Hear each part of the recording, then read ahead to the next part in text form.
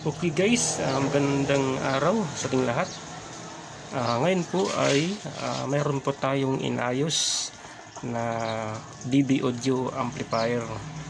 Ang problema nito guys ay ito guys, sira na po ang kanyang Bluetooth module.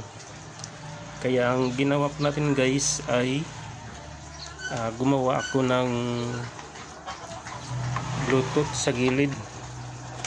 Yan po guys, meron akong stock nito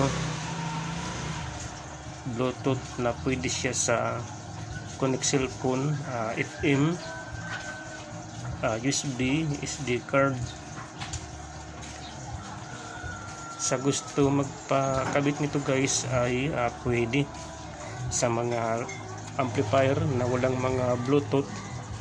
Pwede po natin lagyan ng Bluetooth module para magkaroon ng Bluetooth ang inyong amplifier.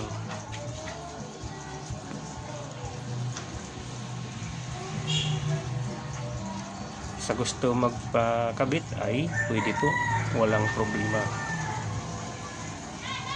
Okay guys, hanggang dito na lang po.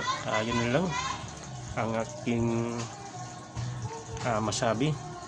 Sa gusto po magpakabit ay pwede tayong maglagay ng Bluetooth sa inyong amplifier.